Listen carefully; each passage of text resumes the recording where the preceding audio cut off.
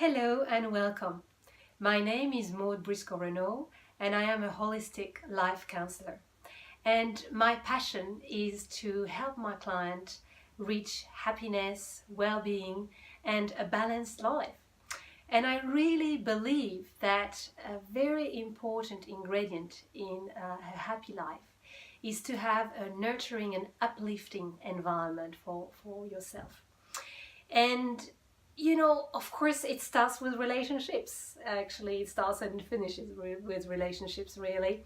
And when we have really nurturing, life-giving relationships, it supports us to be who we are, to feel happy.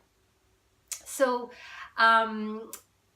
in our relationships, there are some that we can choose and some that we can't. Obviously, we can't choose, our families or our colleagues, but there are other relationships that we can choose. And particularly, we can decide with whom we're gonna work when we need some kind of services, and we can choose professionals that are gonna really offer us a nice relationship. So I've made some research to present you and interview some professionals who I believe are really very, very good at what they do, of course, but also are offering some deep presence and quality presence for you, so that when you work with them, you are uplifted, you're energized. And so today I am here to present you Mrs. Kathy Nunn. And Kathy, I have of course some questions to ask you, but I'll just very briefly present you. So you run two businesses, I'm going to try to pronounce correctly, Elite Executive Services and Elite Cultural Discovery. Yes. Two businesses that offer exceptional relocation services. Thank you. And I would like to talk a little bit about my experience here and why I have invited you to talk with us. So myself, I have actually lived in different countries. I've relocated several times. And one of the experiences that I've had is that we may think, after doing it a few times, you get more comfortable at it, and it's an easy business to do. And on one hand, yes, we know what to expect. We know that there's a process. On the other hand, I did find that with growing in age, it wasn't getting the easiest to get friends and to get really settled. And this is something we don't often talk about, I find. But yeah, and I have never moved with children. That must be another ball game. Yes. But yeah, certainly when I moved the first time I was 20, then I was only moving to Paris, but at the time it felt like a big move, even though it was France to France.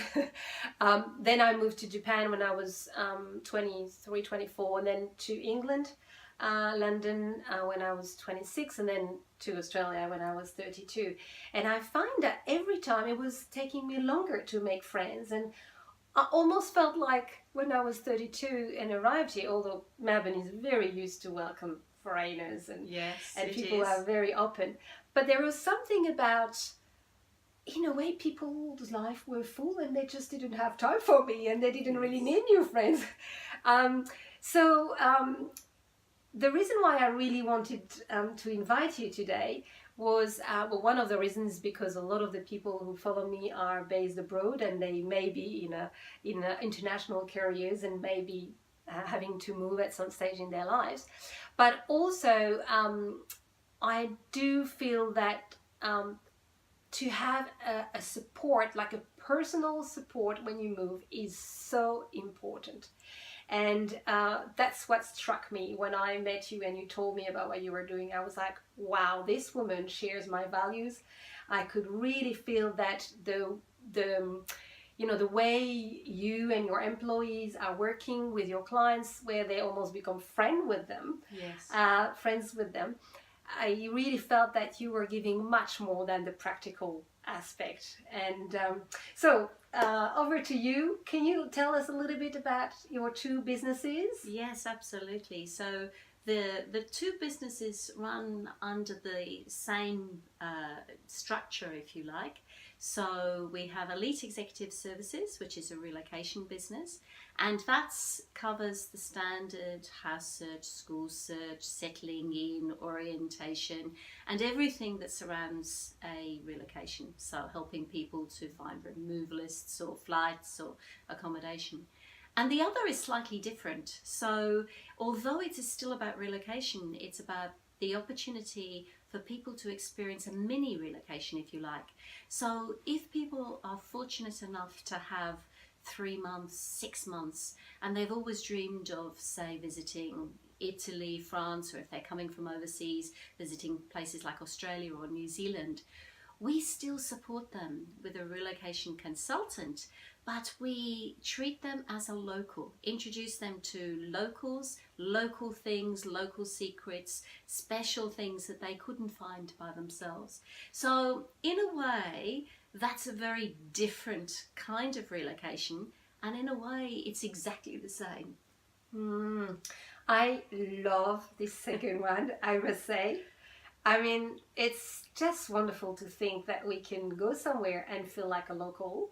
Because, you know, when we have this idea, oh, I'd like to go and live in Italy for a while, or in Spain, or you know, in Fiji or whatever, we immediately think about living that life and meeting the people and understanding them. But Yes. you can't do that as a tourist, you know, you have to No, enter. you really can't. Yes, and when I arrived in Australia, I discovered the long service leave, and I thought, oh my God, Australians are so lucky.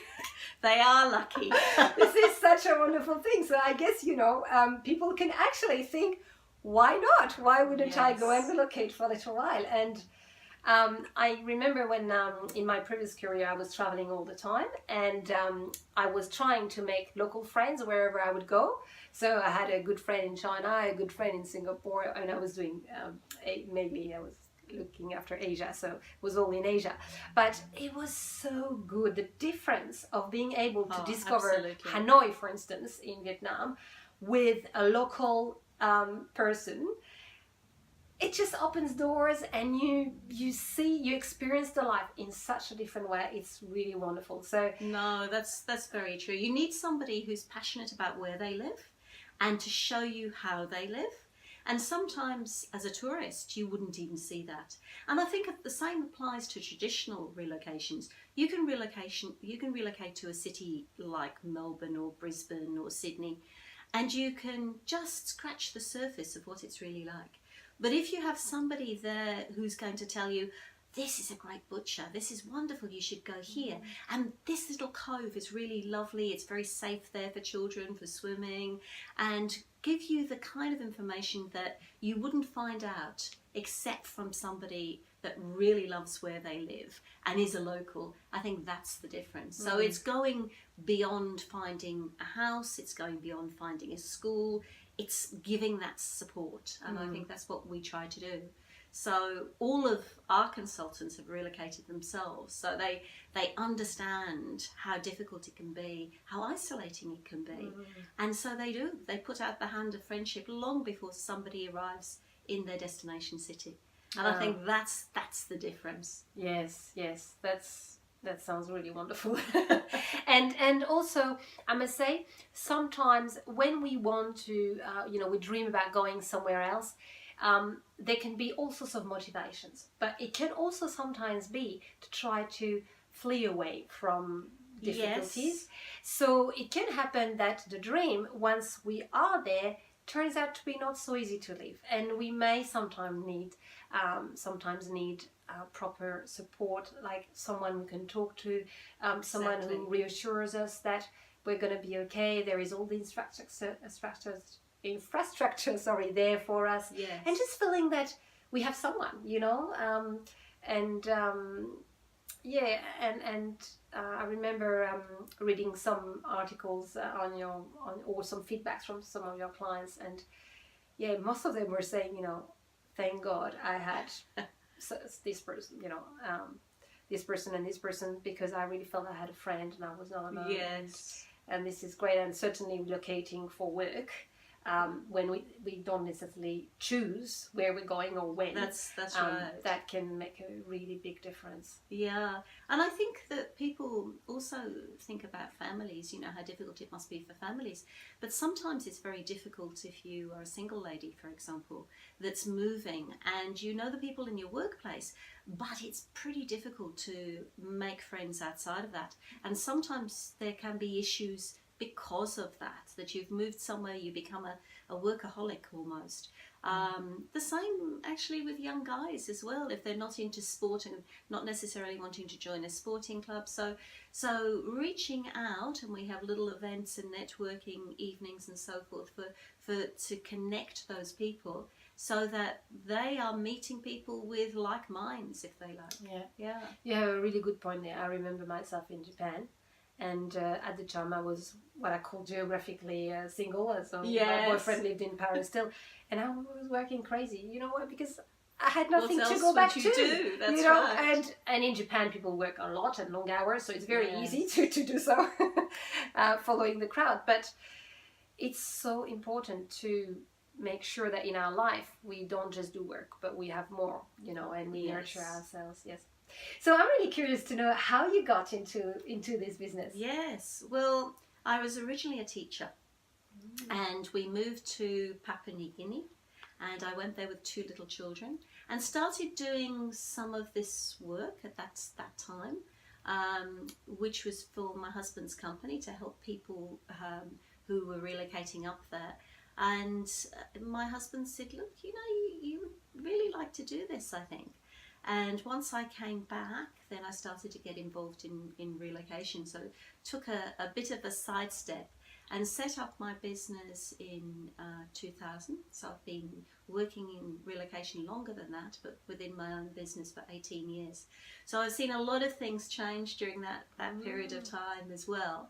And the idea of the cultural discovery as a different kind of relocation came to me because I heard so many people saying, I would love to do this, I would love to do that, I would love to go here, I would love to go there. And there was all about dreams without the substance to go with them. And the other thing was that I had a friend who had lived in Paris, in fact, and she wanted to go back and live in France. So they chose another part of France to go back to, and it was a terrible experience for her. And the reason was that she didn't have any support there.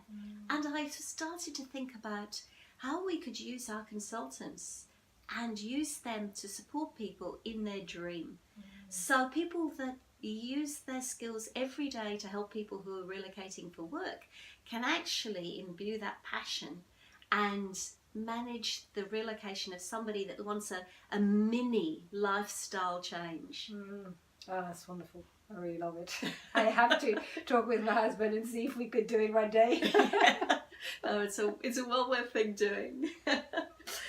So I just wanted to ask you as well, what is it that you like the most in your work? What really gives you meaning and makes that in the morning you're like, yeah, I'm so happy? Yeah, truly, I think it's the fact that we are helping people who start from a base of nothing, and by the time that we have assisted them, they come out with the kind of testimonials that you'll find on our website. Working with wonderful consultants, they are brilliant, and an office team that will support those consultants as well. We're all going in the same direction. For us, it's really important that we are helping somebody to achieve the maximum they can in their relocation, that they're not going to be thinking, oh, it's only another year and I can go back to Germany or I can go back to Japan, but rather make the most of their experience wherever they're going to. Well, that sounds really motivating indeed. Yes, no, it really is. You touch so many people's lives and you don't really realise the impact that you have had until you meet them at a function or, they write something in, and then you realise what a difference you have made. Yeah. Wow, that's wonderful. Thank you very, very much, Kathy. It was a pleasure to have you here. Well, thank you very much, Maud. I've enjoyed speaking with you. Okay, thank you. Bye.